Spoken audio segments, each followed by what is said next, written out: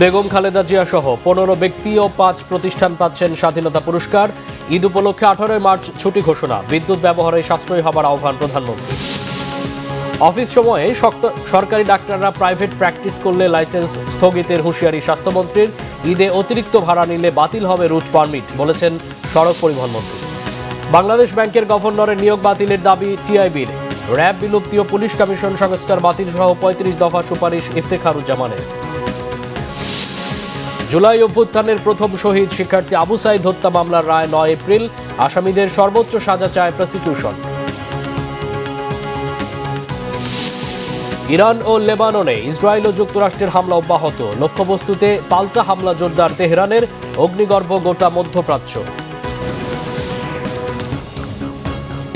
দেখছিলেন crown cement সংবাদ শিরোনাম। এবার বিস্তারিত সংবাদ।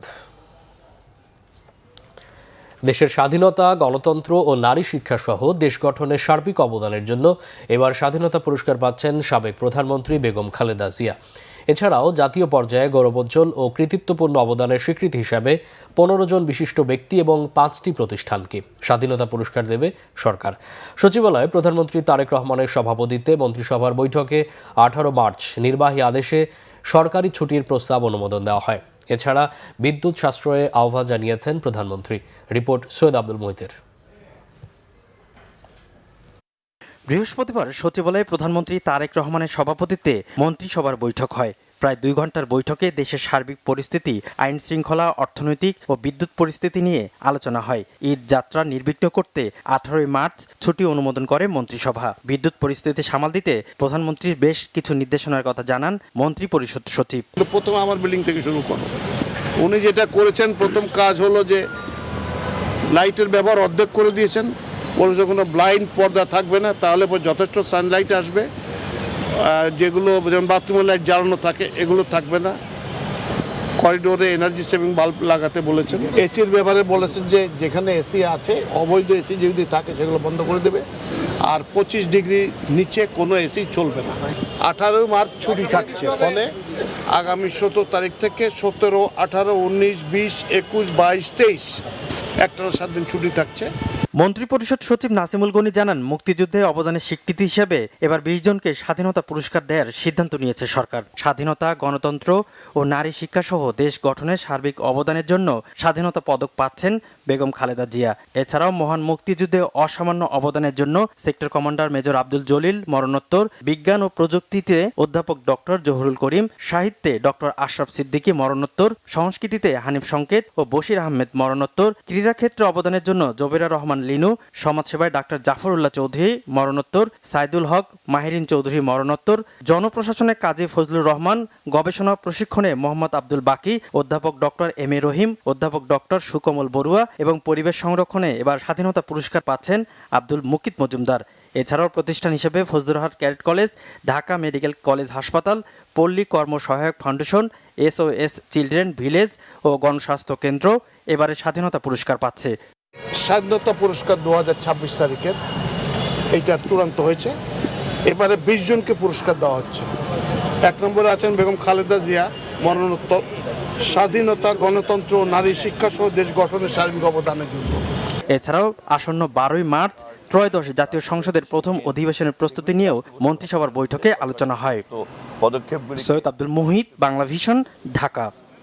দেশের স্বাধীনতা, গণতন্ত্র ও নারী শিক্ষা সহ দেশ গঠনে সার্বিক অবদানের জন্য এবার স্বাধীনতা পুরস্কার পাচ্ছেন সাবেক প্রধানমন্ত্রী বেগম খালেদা জিয়া।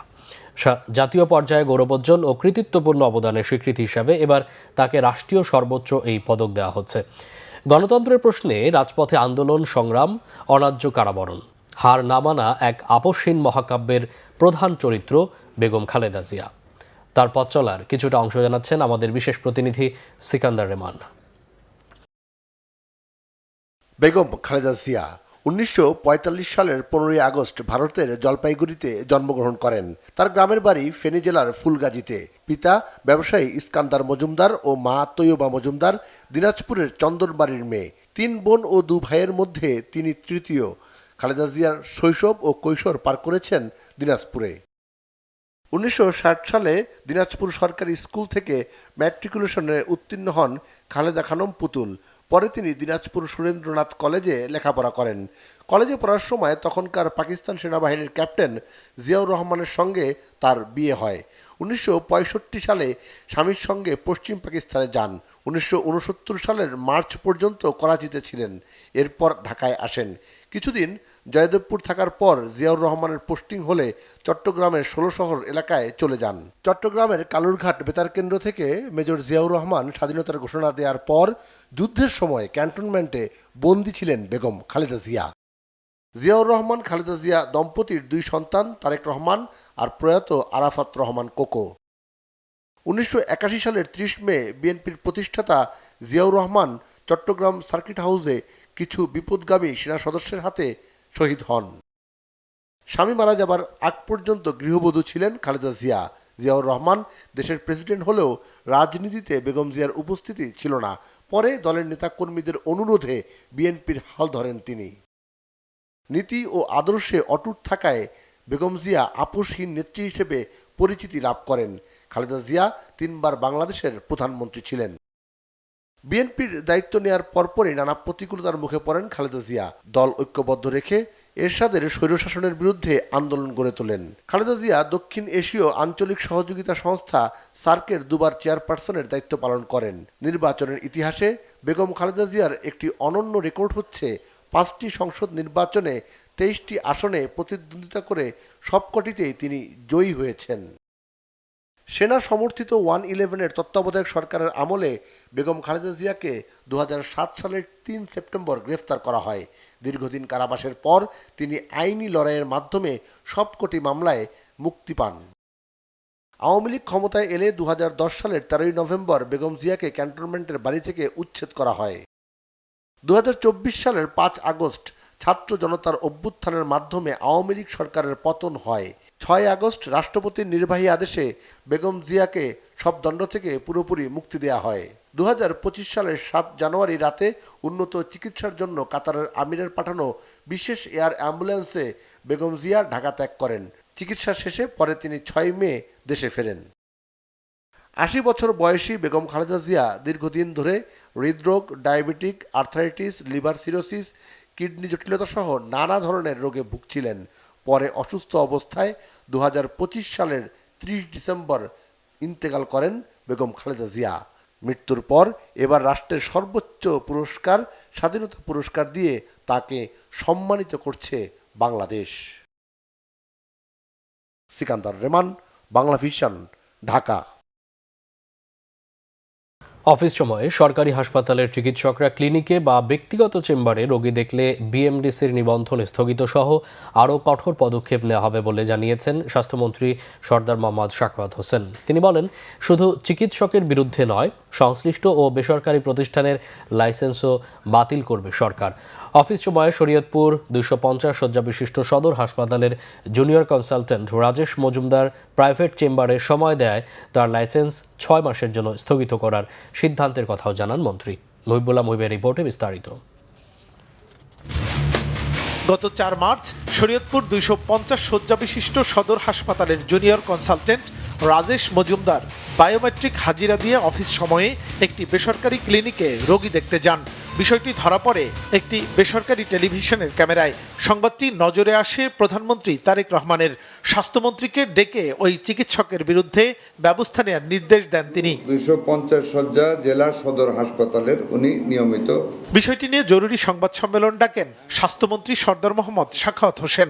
জানান, ওই ঘটনায় ডাক্তার রাজেশের বিএমডিসি নিবন্ধন 6 মাসের জন্য স্থগিত করেছে স্বাস্থ্য মন্ত্রণালয়। পাশাপাশি তাকে কেন চাকরি থেকে সাময়িক বরখাস্ত করা হবে না তা 3 দিনের মধ্যে জানাতে কারণ দর্শানোর নোটিশ দেওয়া হয়েছে। আমরা খুব শক্ত অ্যাকশনে গিয়েছি। আমরা 3 ধরনের ব্যবস্থা নিয়েছি। আমরা শুধু ওনাকে বরখাস্ত করার লক্ষ্যে শোকজ নোটিশ করিনি, কারণ এতে তো উনি প্রাইভেট প্র্যাকটিসও করতে পারবেন, টাকা কামাইতে পারবেন। ওনাকে 6 মাসের জন্য ওনার লাইসেন্স স্থগিত করা হয়েছে। প্র্যাকটিস করতে পারবেন, he won't be able to do any practice for 6 months. License স্থগিত করা হয়েছে। আমরা এখান থেকে আরেকটা চিঠি দিয়েছি স্বাস্থ্যসেবাকে, তার বিরুদ্ধে ব্যবস্থা না গ্রহণ, ওইটা করার জন্য, ব্যবস্থা গ্রহণের নিমিত্তে সকল ব্যবস্থা গ্রহণ করার জন্য। সুতরাং আমরা we have taken it very seriously. একই সঙ্গে শরীয়তপুরের সিটি আধুনিক ক্লিনিক অ্যান্ড ডায়াগনস্টিক সেন্টারের সব কার্যক্রম স্থগিত ঘোষণা করা হয়েছে।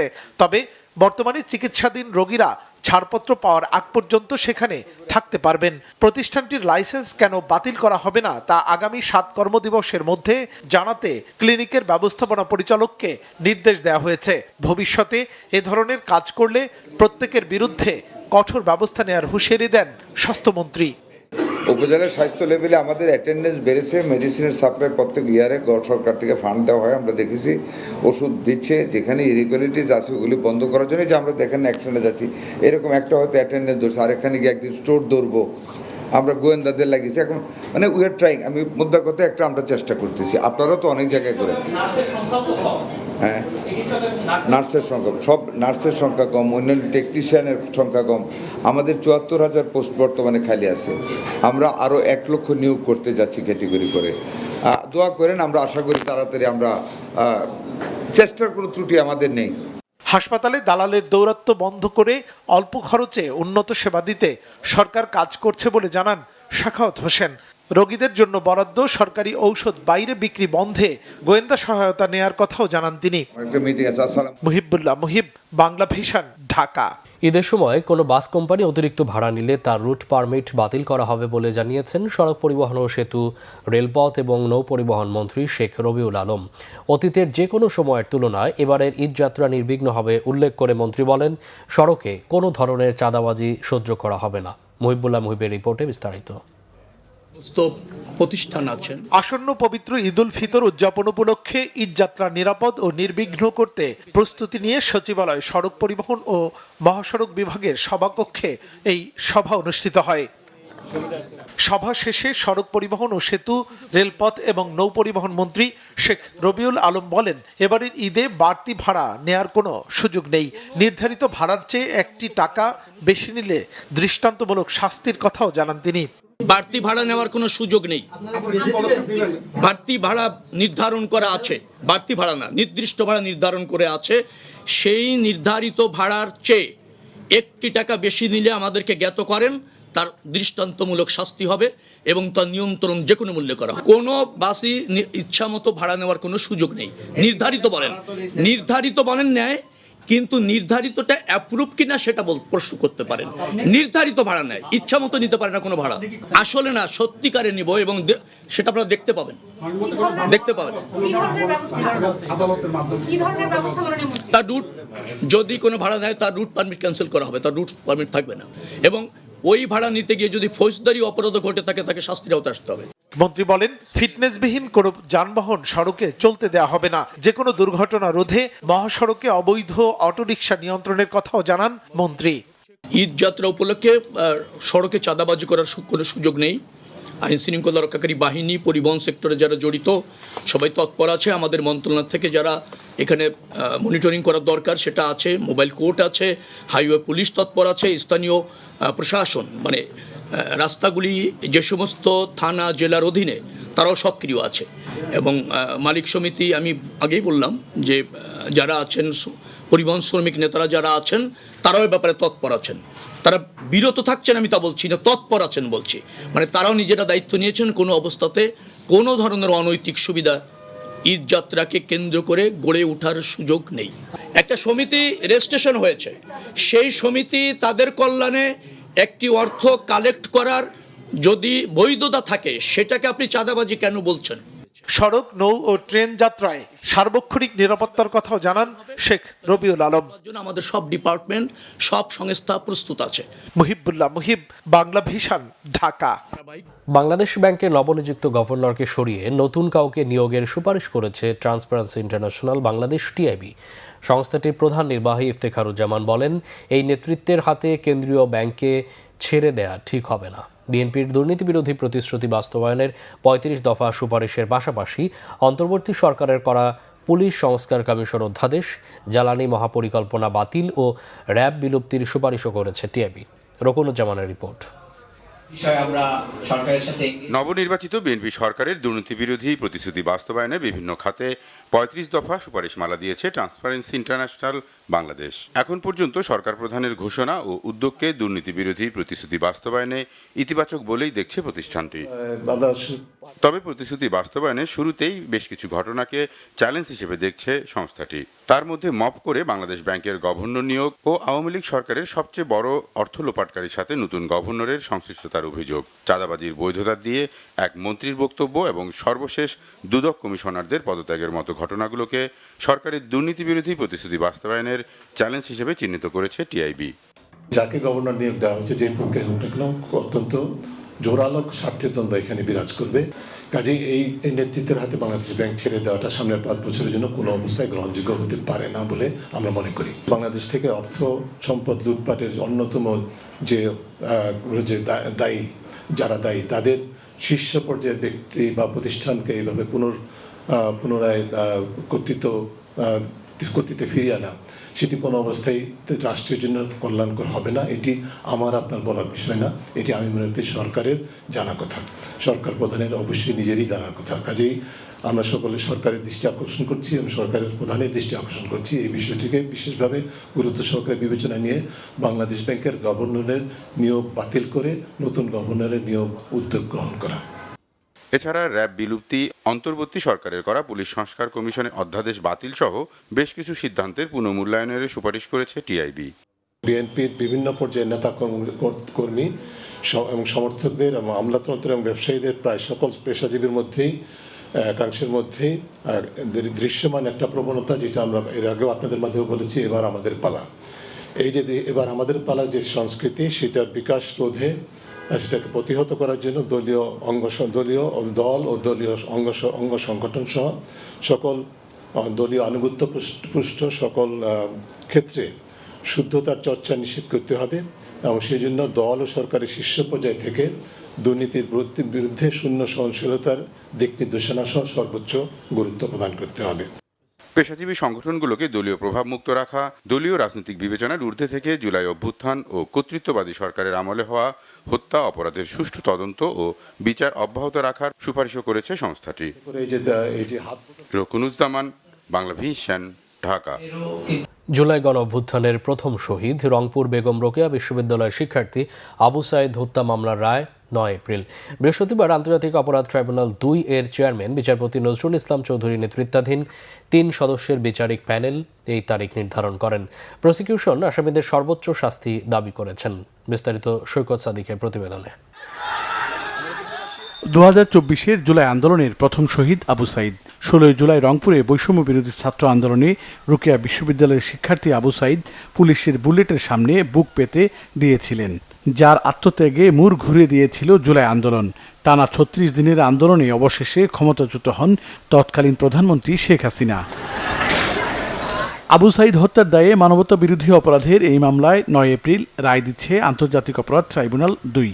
গেল বছরের 24শে জুন রংপুর বিশ্ববিদ্যালয়ের তৎকালীন ভিসি হাসিবুর রশিদ, রংপুর রেঞ্জের ডিআইজি, বিশ্ববিদ্যালয়ের প্রক্টর সরাসরি গুলির সঙ্গে জড়িত আইনশৃঙ্খলা বাহিনীর সদস্য সহ 30 জনকে আসামি করে তদন্ত প্রতিবেদন দাখিল করে ট্রাইব্যুনালের তদন্ত সংস্থা। দীর্ঘ 8 মাস ধরে চলমান বিচারিক কার্যক্রম শেষে মামলাটি এখন রায়ের জন্য অপেক্ষা। বিজ্ঞ আদালত এই মামলার রায় ঘোষণার জন্য তারিখ নির্ধারণ করেছেন আগামী এপ্রিল মাসের 9 তারিখে। এই দিন এই মামলার রায় ঘোষণা করবেন মর্মে আদালত আজকে ঘোষণা করেছেন। সর্বমোট 25 জনের সাক্ষ্য গ্রহণ করেছি। আমরা আশা করছি এই মামলায় আমরা সন্দেহাতীতভাবে প্রমাণ করতে পেরেছি বিধায় আমরা সর্বোচ্চ শাস্তি আশা করতেছি। তবে আসামি পক্ষের আইনজীবীদের দাবি, গুলির কারণে আবু সাইদের মৃত্যু হয়নি। তাদের প্রত্যাশা আসামিরা ট্রাইব্যুনালে ন্যায় বিচার পাবেন। আমার সুস্পষ্ট আর্গুমেন্ট ছিল এই ট্রাইব্যুনালে যে আবু সাইদ যেহেতু একজন বীর ছিলেন এবং তার বীরত্বগাথা রাষ্ট্র স্বীকৃতি দিয়েছে, তার এই বীরত্বগাথার ঘটনাটিকে ছাপিয়ে একজন unarmed peaceful sit in civilian হিসেবে তার এই মামলাটা এখানে আনাটা আইনগতভাবে কতটুকু যুক্তিযুক্ত তা ট্রাইব্যুনালের ফাইন্ডিংস এবং ভবিষ্যতে আপিল বিভাগের আপিলের নিষ্পত্তির মাধ্যমে ইহা পরিলক্ষিত হইবে বলে আমি বিশ্বাস করি। বেগম রোকেয়া বিশ্ববিদ্যালয়ের সাবেক উপাচার্য হাসিবুর রশিদ সহ এই মামলায় মোট আসামির মধ্যে 24 আসামি পলাতক রয়েছেন। গ্রেপ্তার আছেন পুলিশ সদস্য সহ 6 আসামি। সৈকত সাদিক, বাংলা ভিশন, ঢাকা। টানা ষষ্ঠ দিনে সেই ইসরায়েল ও যুক্তরাষ্ট্রের লক্ষ্যবস্তুতে আরও শক্তিশালী হামলা চালাচ্ছে ইরান। এতে কাতার, বাহরাইন, ইরাক, দুবাই ও সৌদি আরব সহ গোটা মধ্যপ্রাচ্য অগ্নিগর্ভ ও অচল হয়ে পড়েছে। পারস্য উপসাগরে মার্কিন তেলবাহী জাহাজ উড়িয়ে দিয়েছে ইসলামিক বিপ্লবী গার্ড। কয়েক দফায় হামলার মুখোমুখি হওয়ার পর বাসিন্দাদের জন্য জরুরি অবস্থা ঘোষণা করেছে কাতার। ইরান ও লেবানন লক্ষ্য করে হামলা বাড়িয়েছে ইসরায়েল ও যুক্তরাষ্ট্র। দুই দেশে নিহত ছাড়িয়েছে 1100। ইউরোপকে ইরানের হুমকি থেকে রক্ষা করতে যুক্তরাষ্ট্রকে সহায়তার হাত বাড়িয়েছে ন্যাটো। এদিকে ইরান যুদ্ধে মধ্যপ্রাচ্যের দেশগুলোকে যুদ্ধে ঠেলে দিচ্ছে যুক্তরাষ্ট্র ও ইসরায়েল, অভিযোগ রাশিয়ার। এই পরিস্থিতিতে প্রাণে বাঁচতে মধ্যপ্রাচ্য ছেড়ে পালাচ্ছে হাজার হাজার মানুষ। শহীদ আরাফাতের ডেস্ক রিপোর্ট।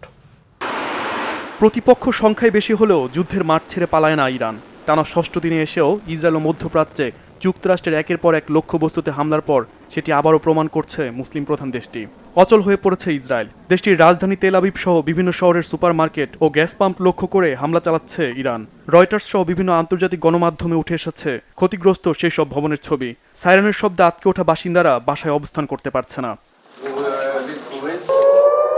ইরানের মিসাইল হামলার প্রধান লক্ষ্যবস্তু হয়ে উঠছে মধ্যপ্রাচ্যে যুক্তরাষ্ট্রের ঘাঁটিগুলো। পারস্য উপসাগরে মার্কিন তেলবাহী জাহাজ লক্ষ্য করে হামলা চালিয়েছে ইরান। ইরাক, কুয়েত, দুবাই, কাতার, সংযুক্ত আরব আমিরাত, সৌদি আরব ও তুরস্ক সহ আজারবাইজান পর্যন্ত পৌঁছে গেছে ইরানের মিসাইলের বারুদ। বৃহস্পতিবার শুধু কুয়েত, বাহরাইন ও সংযুক্ত আরব আমিরাতে যুক্তরাষ্ট্রের 20টি টার্গেটে হামলা চালায় ইরানের ইসলামিক বিপ্লবী গার্ড সদস্যরা। মিসাইল হামলা হয় কাতারের রাজধানী দোহায়। এরই মধ্যে বন্ধ করে দেওয়া হয়েছে বিভিন্ন দেশের শিক্ষা প্রতিষ্ঠান। কুয়েত, বাহরাইন সহ কয়েকটি দেশ মিসাইল প্রতিহত করার দাবি তুলেছে। তুরস্ক ও আজারবাইজানে হামলার বিষয়টি নাকচ করেছে ইরান। ইসরায়েল ও তার ঘনিষ্ঠ মিত্র যুক্তরাষ্ট্র বৃহস্পতিবার কয়েক দফায় ইরানের রাজধানী সহ আশেপাশের শহরগুলোতে হামলা চালায়।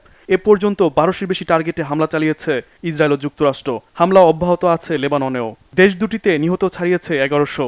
ঘর ছাড়া হয়েছে লাখো বাসিন্দা। শুধু লেবাননে বাস্তুচ্যুত হয়েছে 3 লাখের বেশি মানুষ। নতুন করে লেবাননে স্থল অভিযান শুরু করেছে ইসরায়েল। এদিকে সাইপ্রাসে ড্রোন হামলায় ইরানের জড়িত থাকার বিষয়টি অস্বীকার করেছে যুক্তরাজ্য। তারপরও দ্বীপটি সুরক্ষায় সেনা পাঠাচ্ছে ইতালি, স্পেন, ফ্রান্স ও নেদারল্যান্ডস।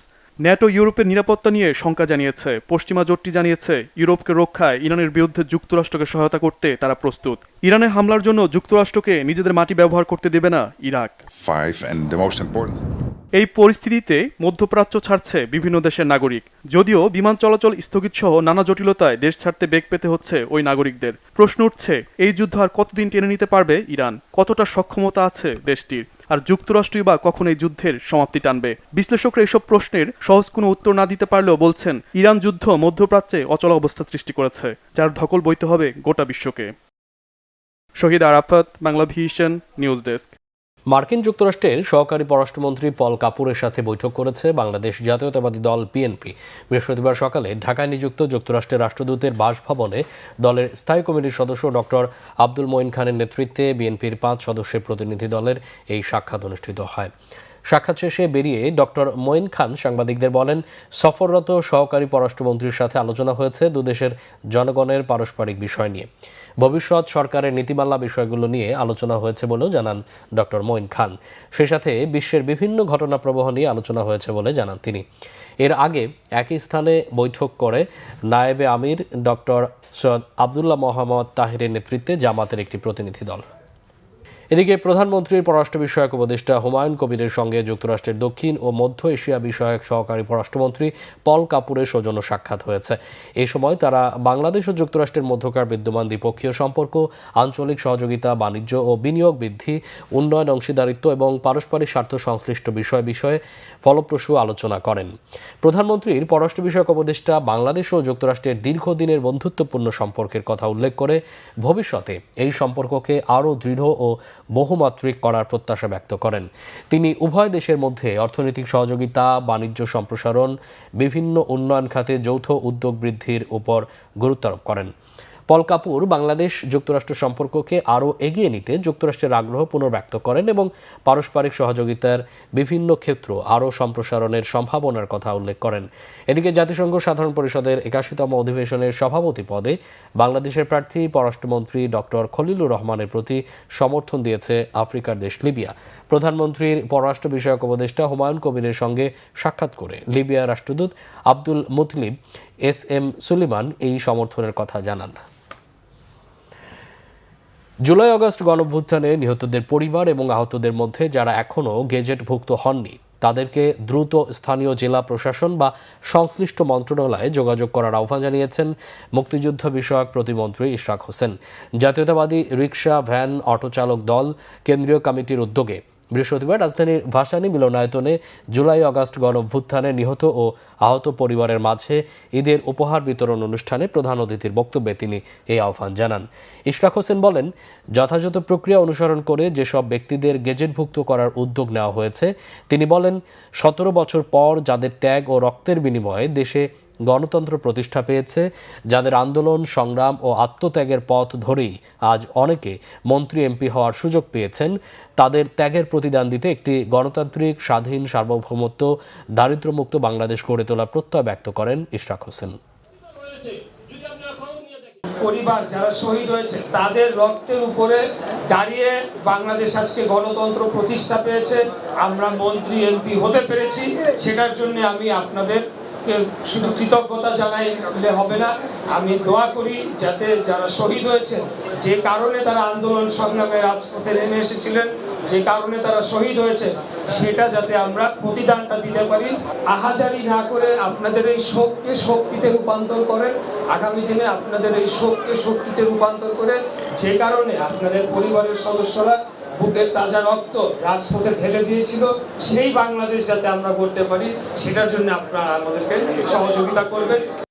নির্বাচনে ইঞ্জিনিয়ারিংয়ের অভিযোগ এনে দুই সাবেক উপদেষ্টা সৈয়দা রেজওয়ানা হাসান ও খলিলুর রহমানকে জিজ্ঞাসাবাদ ও বিচারের আওতায় আনার দাবি জানিয়েছেন জামাত ইসলামী নায়েবে আমির ডক্টর সৈয়দা আব্দুল্লাহ মোহাম্মদ তাহের।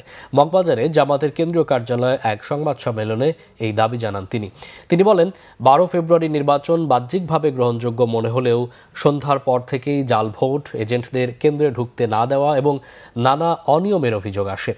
53টি আসনে আনুষ্ঠানিক অভিযোগ দায়ের করা হয়েছে এবং এ নিয়ে আইনি লড়াই চলবে। সাবেক উপদেষ্টা সৈয়দা রেজওয়ানা হাসানের কথা উল্লেখ করে তিনি নির্বাচনী ইঞ্জিনিয়ারিংয়ের তথ্য দিয়েছেন বলেও মন্তব্য করেন। তাহের অভিযোগ করেন, সাবেক নিরাপত্তা উপদেষ্টা খলিলুর রহমান রাজনৈতিক আতাতের পুরস্কার হিসেবে মন্ত্রিত্ব পেয়েছেন। সংবিধান সংস্কার ও জুলাই সনদে যে ঐকমত্য হয়েছে তা বাস্তবায়নে সরকার নানা অজুহাত দিচ্ছে এবং আদালতকে ব্যবহার করে জনরায় উপেক্ষা করছে বলে অভিযোগ তার। ডেপুটি স্পিকার ইস্যুতে তিনি বলেন, লিখিত প্রস্তাব এলে দলীয়ভাবে আলোচনা করে সিদ্ধান্ত নেওয়া হবে। আমরা একটা রাজ সাক্ষী পেয়েছি, সেই রাজ সাক্ষীর নাম হচ্ছে সাবেক উপদেষ্টা অধ্যাপিকা রেজওয়ানা, অ্যাডভোকেট রেজওয়ানা। তিনি একটা সাংবাদিকের সাথে কথা বলে এটা প্রকাশ করেছেন। তাহলে বোঝা যায় আমরা যে ইলেকশন ইঞ্জিনিয়ারের যে কথা আসছিল বা আসছে, সেটাকেই উনি নিজেই স্বীকার করে রাজ সাক্ষী হয়েছে। সংবাদ শেষ করব ক্রাউন সিমেন্ট শিরোনামগুলো আরেকবার জানিয়ে। বেগম খালেদা জিয়া সহ 15 ব্যক্তি ও 5 প্রতিষ্ঠান পাচ্ছেন স্বাধীনতা পুরস্কার। ঈদ উপলক্ষে 18 মার্চ ছুটি ঘোষণা, বিদ্যুৎ ব্যবহারে সাশ্রয়ী হবার আহ্বান প্রধানমন্ত্রী। অফিস সময়ে সরকারি ডাক্তাররা প্রাইভেট প্র্যাকটিস করলে লাইসেন্স স্থগিতের হুঁশিয়ারি স্বাস্থ্যমন্ত্রীর। ঈদে অতিরিক্ত ভাড়া নিলে বাতিল হবে রুট পারমিট, বলেছেন সড়ক পরিবহন মন্ত্রী। বাংলাদেশ ব্যাংকের গভর্নরের নিয়োগ বাতিলের দাবি টিআইবির। র্যাব বিলুপ্তি ও পুলিশ কমিশন সংস্কার বাতিল সহ 35 দফা সুপারিশ ইফতেখারুজ্জামানের। জুলাই অভ্যুত্থানের প্রথম শহীদ শিক্ষার্থী আবু সাইদ হত্যা মামলার রায় 9 এপ্রিল, আসামিদের সর্বোচ্চ সাজা চায় প্রসিকিউশন। ইরান ও লেবাননে ইসরায়েল ও যুক্তরাষ্ট্রের হামলা অব্যাহত, লক্ষ্যবস্তুতে পাল্টা হামলা জোরদার তেহরানের, অগ্নিগর্ভ গোটা মধ্যপ্রাচ্য। এই ছিল এখনকার মতো। পরে সংবাদ রাত 10:30। এর আগে 9টা রয়েছে নিউজ 20। দেখার আমন্ত্রণ রইল। এছাড়া বাংলা ভিশন সংবাদ ও সংবাদ সংশ্লিষ্ট অনুষ্ঠান দেখতে ভিজিট করুন www.bpnews24.com ও facebook.com/banglavisionnews এবং সাবস্ক্রাইব করুন youtube.com/banglavisionnews। এতক্ষণ সাথে থাকায় অসংখ্য ধন্যবাদ।